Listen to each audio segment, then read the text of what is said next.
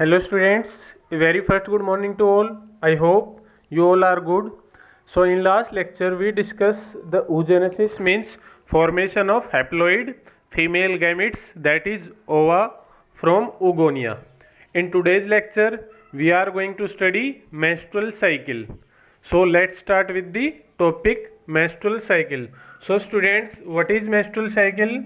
Reproductive cycle of female primates like monkey, chimpanzee, gorilla, man, these all are primates. So reproductive cycle of female primate is called menstrual cycle. ठीक है, human के अलावा primates में कौन कौन आते हैं? मंकी, चिंपैंजी, गोरिल्ला मीन्स जो क्लोजली रिलेटेड स्पीशीज है होमोसेपियन की, वो सब किस में आती हैं? आपका प्राइमेट्स में। तो उनके अंदर जो रिप्रोडक्टिव साइकिल है उन फीमेल्स में, प्राइमेट्स की जो फीमेल्स हैं उनके अंदर जो रिप्रोडक्टिव साइकिल होती है उसको हम बोलते हैं मेंस्ट्रुअल साइकिल। मेंस्ट्रुअल साइकिल में क्या होता है, ये दो इवेंट पढ़ेंगे हम, इसमें दो जगह इवेंट्स को स्टडी करेंगे कि एक तो कौन कौन से चेंजेज आते हैं किसमें, ड्यूरिंग मेंस्ट्रुअल साइकिल, कौन कौन से चेंजेस ओवरी के अंदर आएंगे और कौन कौन से चेंजेस जो यूट्राइन लेयर है।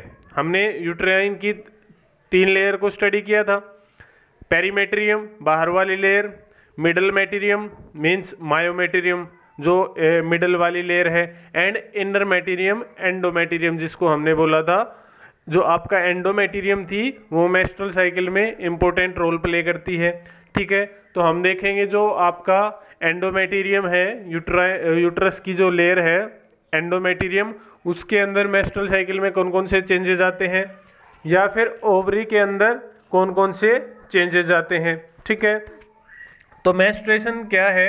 Menstruation is a term given to the periodic discharge of blood tissue, कि मेंस्ट्रुअल फ्लूइड जो निकलता है वो उसका डिस्चार्ज होता है। ठीक है, and mucus from the reproductive organ of sexually mature females. The flow usually last 3 to 6 days each month and is caused by a sudden reduction in the hormone estrogen and progesterone। Simply कहने का मतलब क्या है कि during menstrual cycle क्या होगा, menstrual fluid discharge होगा, किससे? वेजिनल पैसेज से। ठीक है, और वो क्यों होता है?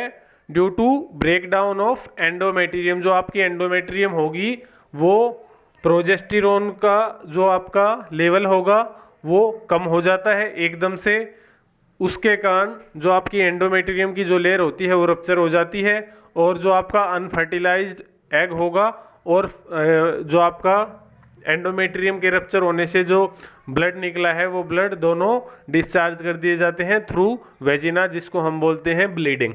ठीक है, तो ये एक साइक्लिक चेंजेस है।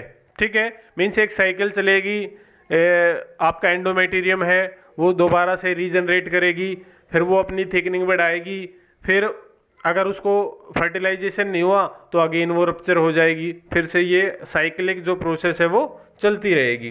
ठीक है, फिर हम बात करते हैं कि जो फर्स्ट मेंस्ट्रुअल साइकिल जब फीमेल को होती है तो उसको हम बोलते हैं मेनार्की। ठीक है, फर्स्ट मेंस्ट्रुअल जब साइकिल स्टार्ट होगी फीमेल के अंदर वो कब होगी? आफ्टर प्यूबर्टी, तो उसको हम क्या बोलेंगे? मेनार्की। ठीक है, फिर हमने बोला था फीमेल में जो रिप्रोडक्टिव साइकिल है वो थ्रू आउट दी लाइफ नहीं चलती, एक ऐसी स्टेज आती है जब आपका 45 से 55 के एज में जब होती है फीमेल तो जो मेंस्ट्रुअल साइकिल है वो स्टॉप हो जाती है। तो जो स्टॉप होना होता है मेंस्ट्रुअल साइकिल का उसको बोलते हैं मेनोपॉज। ठीक है, स्टार्टिंग क्या कहलाएगी मेंस्ट्रुअल साइकिल की? जब स्टार्टिंग होती है तो मेनार्के। ठीक है, और जब स्टॉप हो गए तो उसको बोलेंगे मेनोपॉज। ठीक है, और क्या क्या होता है during menstrual cycle? Uterus endometrium prepare itself for implantation of fertilized egg. If fertilize does not occur uterus lining is shed from the body. इसको हम डायग्राम में इजीली अच्छे से समझेंगे कि कौन कौन से इवेंट है, ओवरी के अंदर क्या हो रहा है और आपके यूट्रस के अंदर क्या क्या चेंजेज आ रहे हैं। ठीक है, फिर हम देखेंगे क्या लिखा है तो आपको इजीली समझ में आएगा। चलो डायग्राम देखते हैं। और अगर हम फेजेज की बात करें तो मेंस्ट्रुअल साइकिल को हम दो कैटेगरी में भी मीन्स हम ओवरी के अंदर डिफरेंट डिफरेंट फेजेज है, यूट्रस के अंदर डिफरेंट फेजेज है, उनको हम उसमें पढ़ सकते हैं। ये है हमारा डायग्राम मेंस्ट्रुअल साइकिल का, जिससे एक क्वेश्चन फ्रीक्वेंटली पूछा जाता है, चाहे कम्पिटिटिव एग्जाम हो या बोर्ड एग्जाम हो। ठीक है, तो जो मेंस्ट्रुअल साइकिल है वो इम्पोर्टेंट है। अब देखते हैं कि ओवरी के अंदर जो मेंस्ट्रुअल साइकिल है उसमें क्या क्या चेंजेस आते हैं। वन मोर थिंग, जो ड्यूरेशन है मेंस्ट्रुअल साइकिल की वो 21 से 45 डेज हो सकती है, लेकिन जो हम एक एवरेज मान के चलते हैं, जो स्टैंडर्ड मान के चलते हैं, वो है मेंस्ट्रुअल साइकिल का 28 डेज। ठीक है, अगर रेगुलर चलती है तो 28 डेज, लेकिन वो वेरी कर सकती है 21 टू 45 डेज। ठीक है, लेकिन जो स्टैंडर्ड है वो क्या है, 28 डेज में जो मेंस्ट्रुअल साइकिल है वो कंप्लीट होती है। ठीक है, क्लियर है। तो ओवरी के अंदर क्या होगा, ठीक है, कि जब मेंस्ट्रुअल साइकिल स्टार्ट होती है तो ओवरी के अंदर क्या क्या चेंजेस आएंगे। क्लियर है, तो यहाँ से हम स्टार्ट करते हैं ओवेरियन इवेंट्स के अंदर, कि ओवरी के अंदर कौन कौन से इवेंट घट रहे हैं वो हम बात करते हैं। तो हमें पता है ओवरी के अंदर क्या होना है, एग का प्रोडक्शन होना है, ओवम का प्रोडक्शन होना है। ठीक है, तो उसमें जो सबसे पहली जो स्टेज आएगी उसमें क्या होगा, जो फॉलिकल्स होंगे वो डेवलप होंगे। मीन्स यहाँ पर क्या देख रहे हो आप, ये फॉलिकल्स जो हैं ये डेवलप हो रहे हैं। मीन्स प्राइमरी फॉलिकल होगा, सेकेंडरी फॉलिकल होगा, टर्सरी फॉलिकल होगा। ठीक है, फिर आपका मैच्योर ग्रेफियन फॉलिकल बनेगा। और मैंने आपसे बात की थी जब हम किसको स्टडी कर रहे थे, ओवरी के स्ट्रक्चर को, कि जो आपका फॉलिकल्स होते हैं वो क्या रिलीज करते हैं, फीमेल सेक्स हार्मोन जो है एस्ट्रोजन, उसको रिलीज करने का काम किसका होता है, जो ये फॉलिकल्स मैच्योर होते जा रहे हैं इनका काम है एस्ट्रोजन को रिलीज करना। ठीक है, जैसे जैसे मैच्योर होते जाएंगे एस्ट्रोजन रिलीज होता जाएगा।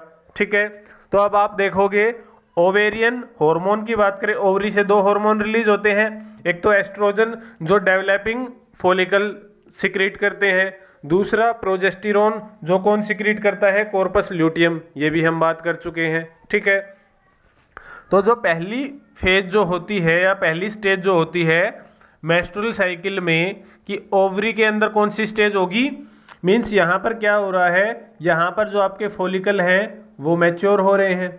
ठीक है, तो इस स्टेज को हम बोल देंगे फॉलिकुलर फेज। ठीक है, इसको क्या बोलेंगे, फॉलिकुलर फेज। ठीक है, मीन्स यहाँ पर फॉलिकल है वो डेवलप हो रहे हैं, तो इसको बोल दिया हमने फॉलिकुलर फेज। क्लियर है, क्लियर है।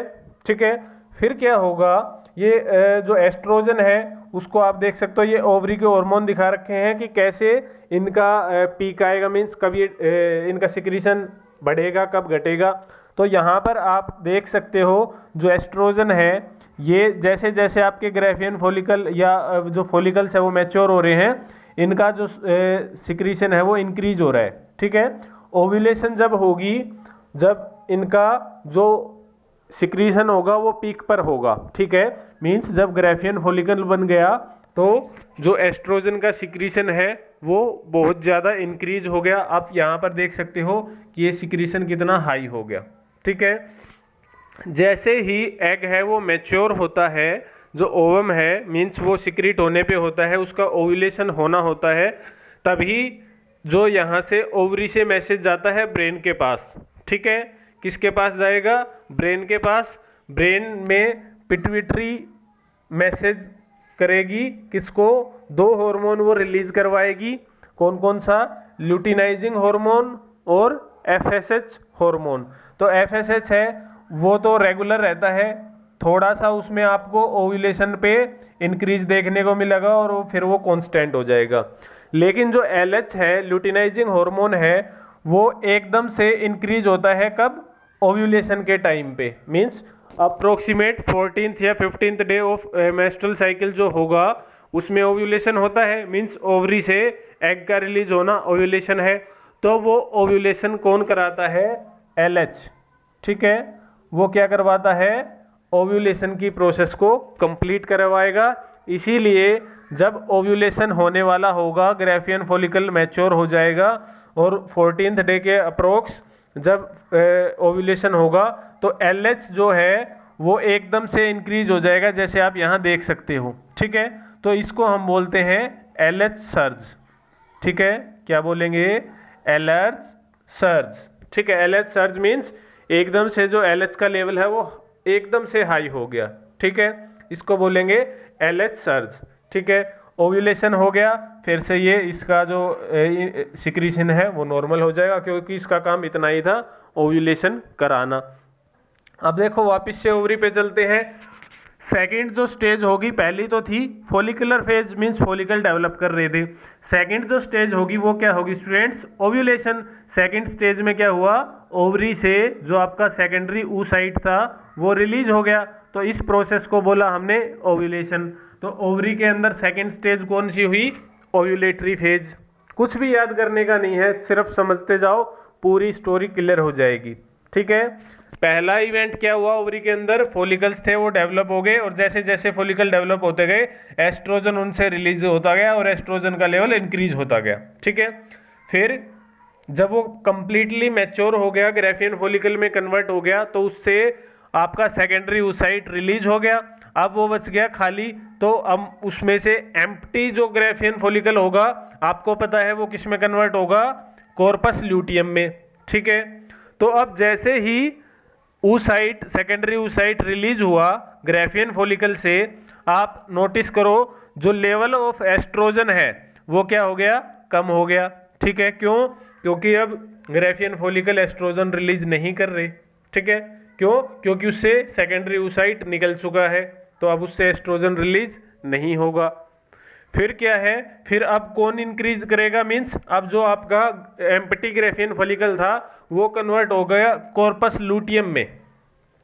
कॉर्पस ल्यूटियम आपको पता है कौन सा हार्मोन रिलीज करता है? Yes, progesterone. पता है वो कौन सा हार्मोन है? उसको हम बोलते हैं प्रेगनेंसी हार्मोन। क्या? Pregnancy hormone. उसका सिक्रीशन जो है अब ओव्यूलेशन के बाद इंक्रीज हो जाएगा। ठीक है, वो क्यों इंक्रीज होता है? क्योंकि उसको पता है कॉर्पस ल्यूटियम को कि जो आपका ओव्यूलेशन था वो हो चुका है, मीन्स ओवरी से एग निकल चुका है। अब इसका क्या होगा? फर्टिलाइजेशन होगा, और फर्टिलाइजेशन होगा तो इम्प्लांटेशन होगा, मीन्स यूट्रस की वाल पे उसको हमें इम्प्लांट करना पड़ेगा। ठीक है, तो उसके लिए क्या चाहिए? जो यूट्रस की वॉल है, जो एंडोमेट्रियम है, जो इनर वॉल है यूट्रस की, वो थिक होनी चाहिए। तो उसको थिक करवाने का काम किसका है? प्रोजेस्टेरोन का। इसलिए हम इसको क्या बोल रहे हैं? Pregnancy hormone. और थिक क्यों करवाना है एंडोमेट्रियम को? क्योंकि वो ताकि वो फीटस को होल्ड कर सके। ठीक है, अगर जो लेयर है एंडोमेट्रियम की वो थिन होगी तो वो यूट्रस को उसको फीटस को होल्ड ही नहीं कर पाएगी। ठीक है, तो अब जैसे जैसे आपका प्रोजेस्टेरोन का लेवल इंक्रीज हो रहा है, वैसे वैसे जो एंडोमेट्रियम होगी यूट्रस की वो थिक होती जाएगी। ठीक है, यहाँ आप देख रहे हो थिक हो रही है। ठीक है, फिर क्या होगा? जैसे ही उसको पता लगेगा, मीन्स वो थिक करते जा रहा है, यूट्रस की जो वॉल है वो थिक होती जा रही है। लेकिन अगर फर्टिलाइजेशन नहीं होता है, ठीक है, फर्टिलाइजेशन नहीं होगा तो डेवलपिंग जो आपका कॉर्पस ल्यूटियम था वो धीरे धीरे क्या होने लग जाएगा? डिजनरेट होने लग जाएगा। हमें पता है वो फिर किस में? कॉर्पस एल्बिकन्स में कन्वर्ट हो जाता है। तो धीरे धीरे आप देखोगे कि जो लेवल ऑफ प्रोजेस्टेरोन है वो कॉर्पस ल्यूटियम था तब तक तो इंक्रीज था, अब वो धीरे धीरे क्या हो गया? कम होना स्टार्ट हो गया। ठीक है, कम होना स्टार्ट हो गया, और जो नए फॉलिकल्स थे वो फिर से बनना स्टार्ट हो जाएंगे, तो जो एस्ट्रोजन का लेवल है वो इंक्रीज होना स्टार्ट हो जाएगा। मीन्स दोनों ने काउंटर अटैक किया। एक का लेवल जब कम था तो दूसरे का ज़्यादा रहेगा, दूसरे का ज़्यादा होगा तो उसका कम हो जाएगा। ठीक है, फिर जैसे ही प्रोजेस्टेरोन का लेवल कम होगा, अब आप देखो नीचे यहाँ पर जो थिकनिंग है एंडोमेटेरियम की वो कम होगी। ठीक है, अब उस एंडोमेटेरियम की जो थिकनिंग कम है, मीन्स एंडोमेटेरियम रप्चर होना स्टार्ट होगी। ठीक है, तो अब इससे क्या होगा? जब एंडोमेटेरियम रप्चर होगी तो इसके अंदर ब्लड आर्टरीज होती हैं, वो जब रप्चर होंगी तो उनसे क्या निकलेगा? ब्लड निकलेगा। ठीक है, इसके बाद मीन्स कौन सी स्टेज आने वाली है? ब्लीडिंग वाली फेज, या हम इसको बोलते हैं मेंस्ट्रुअल फेज। क्लियर है? देखो सिंपली क्या किया हमने, क्या स्टडी किया? ओवरी के अंदर क्या हुआ? फॉलिकल्स मैच्योर हो रहे हैं तो एस्ट्रोजन का लेवल इंक्रीज हो रहा है। जब पूरा ग्रेफियन फॉलिकल बन गया, मैच्योर हो गया, तो LH ने सर्ज एकदम से हुई, LH का लेवल हाई गया और ओव्यूलेशन करा दिया। ओव्यूलेशन जैसे ही हुआ एस्ट्रोजन का लेवल है वो कम हो गया क्योंकि ग्रेफियन फॉलिकल अब एम्प्टी हो गया। ठीक है, और नीचे देखो ये क्या था आपका, जो एंडोमेट्रियम की जो वॉल थी वो धीरे धीरे अपना थिकनिंग इंक्रीज कर रही थी, लेकिन जैसे ही आपका प्रोजेस्टेरोन रिलीज होना स्टार्ट हुआ कॉर्पस ल्यूटियम से, वैसे ही जो थिकनिंग है वो ज्यादा होगी, क्योंकि अब उसको पता है कि इम्प्लांटेशन होना है तो उसको थिक करना पड़ेगा एंडोमेट्रियम की वॉल को प्रेगनेंसी के लिए। ठीक है, लेकिन अगर फर्टिलाइजेशन हो जाता है तो जो सिक्रीशन है प्रोजेस्टेरोन का वो कंटिन्यू रहेगा। अगर फर्टिलाइजेशन नहीं होता है, स्पर्म नहीं आता है, तो क्या होगा, जो प्रोजेस्टेरोन का लेवल है वो डाउन आ जाएगा और जो एंडोमेट्रियम है वो ब्रेक हो जाएगी और उससे ब्लड निकलना स्टार्ट हो जाएगा, जो कि आप यहाँ देख सकते हो। ये कौन सी फेज है आपकी, मेंसेस, ब्लीडिंग फेज, जिससे ब्लड रिलीज होता है, जिसमें वेजिना से। ठीक है, फिर जब कॉर्पस ल्यूटियम से प्रोजेस्टेरोन का लेवल कम हो गया, क्योंकि वो डिजनरेट हो रहा है धीरे धीरे, क्योंकि फर्टिलाइजेशन नहीं हुआ, तो जो आपके अदर जो प्राइमरी फॉलिकल्स होंगे अब वो सेकेंडरी में कन्वर्ट होना स्टार्ट कर देंगे, तो धीरे धीरे जो एस्ट्रोजन का लेवल है वो फिर से बढ़ना स्टार्ट हो जाएगा और फिर से वो मैच्योर होंगे और फिर से ग्रेफियन फॉलिकल होगा, फिर से ओव्यूलेशन होगा। ठीक है, तो ओव्यूलेशन जो हो रहा है वो कौन से डे पे हो रहा है, 14th डे पे। ठीक है, इसलिए जो मोस्ट फर्टाइल जो पीरियड होता है, मीन्स जो फीमेल है वो कब प्रेग्नेंट हो सकती है, तो वो होता है 10th डे से 18th डे जो होता है मेंस्ट्रुअल साइकिल का, वो सबसे फर्टाइल पीरियड माना जाता है। ठीक है, इसलिए जिनको कपल्स को इनफर्टिलिटी की प्रॉब्लम होती है उनको सलाह दी जाती है कि वो इस पीरियड मीन्स 10 to 18 डे जो है आपका मेंस्ट्रुअल साइकिल का, उसके दौरान इंटरकोर्स करें तो रिजल्ट्स बेटर होंगे। ठीक है, अब देखते हैं फेजेस का क्या हुआ। फर्स्ट फेज ओवरी के अंदर कौन सी थी, फॉलिकुलर फेज, जिसमें फॉलिकल्स डेवलप हो रहे थे। सेकंड स्टेज क्या हुई, ओव्यूलेशन, जिसमें ग्रेफियन फॉलिकल से ओव्यूल आपका ओवम था वो रिलीज हो गया। फिर क्या था, थर्ड स्टेज क्या हुई, कॉर्पस ल्यूटियम से आपका प्रोजेस्टेरोन रिलीज हुआ, तो इस स्टेज को बोल दिया हमने ल्यूटियल फेज। ठीक है, तो ओवरी के अंदर जितने इवेंट हुए उनको हमने 3 फेज में डिवाइड किया, फॉलिकुलर फेज, फॉलिकल्स डेवलप होने की स्टेज, ओव्यूलेटरी फेज, ओव्यूलेशन की फेज, फिर कॉर्पस ल्यूटियम से आपका प्रोजेस्टेरोन रिलीज हो रहा है तो ल्यूटियल फेज। ठीक है, 3 stage, follicular stage, ovulation stage और ल्यूटियल स्टेज। क्लियर है। फिर अगर हम बात करें यूट्रस की, कि यूट्रस के अंदर कौन कौन से इवेंट हो रहे हैं, तो यूट्रस के अंदर जो सबसे पहला इवेंट होता है, जो साइकिल की स्टार्टिंग है, मेंस्ट्रुअल साइकिल की जो स्टार्टिंग है उसको बोलते हैं हम मेंस्ट्रुएशन उसको बोला जाएगा, मींस मेंसेस हो रहे हैं, ब्लीडिंग हो रही है।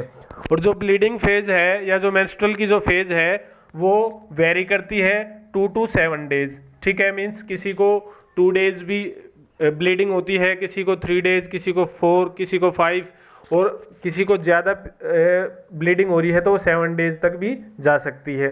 ठीक है, लेकिन एक एवरेज जो है वो 3 to 6 डेज की ब्लीडिंग होती है। ठीक है, तो मेंस्ट्रुअल साइकिल में क्या हुआ, जो फर्स्ट स्टेज है यूट्रस के अंदर, मींस सपोज फर्टिलाइजेशन नहीं हुआ, तो फर्टिलाइजेशन नहीं हुआ तो जो एंडोमेटेरियम थिक हुई थी किसके लिए, प्रेगनेंसी के लिए, वो रप्चर होगी और उससे क्या हो जाएगा, ब्लड रिलीज होगा वेजिनल के थ्रू, वेजिना, फीमेल के वेजिना के थ्रू ब्लड रिलीज होगा और जो अनफर्टिलाइज्ड जो एग था वो भी रिलीज कर दिया जाएगा।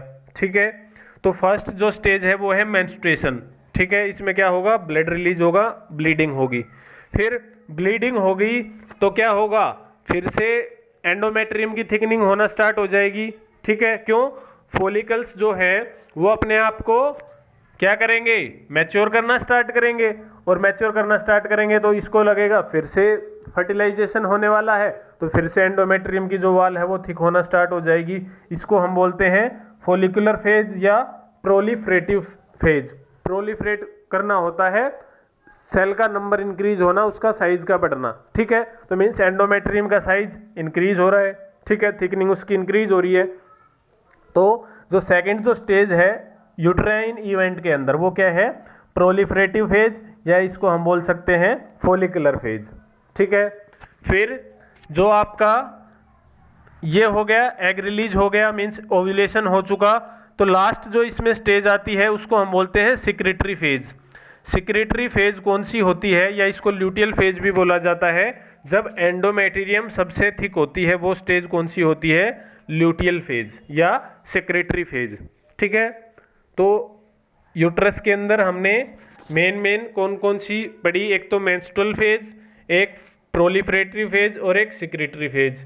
तीन फेज को हम इंपॉर्टेंट मानते हैं यूट्रस के अंदर जो इवेंट्स हो रहे हैं।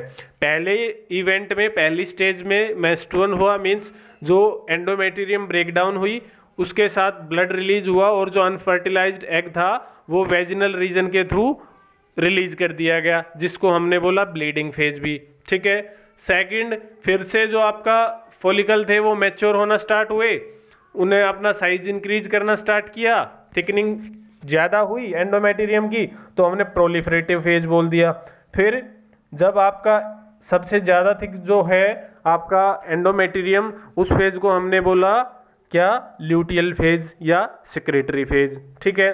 फिर सिक्रेटरी फेज हो गया, अगर फर्टिलाइजेशन हुआ तो मेंटेन रहेगी एंडोमेटेरियम की वाल, और अगर फर्टिलाइजेशन नहीं हुआ, इम्प्लांटेशन नहीं हुआ, तो फिर से जो एंडोमेट्रियम की वाल है वो क्या हो जाएगी, रप्चर हो जाएगी और फिर से ब्लीडिंग होगी। तो ये एक कंटिन्यूअस साइकिल चलती रहेगी। ठीक है, क्लियर है।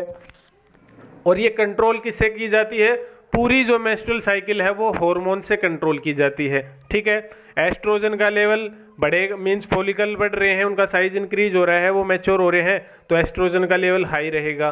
फिर ओवुलेशन हो जाएगा, ग्राफियन फॉलिकल एम्प्टी हो जाएगा, तो वो कॉर्पस ल्यूटियम में कन्वर्ट होके प्रोजेस्टेरोन का लेवल इंक्रीज हो कर देगा।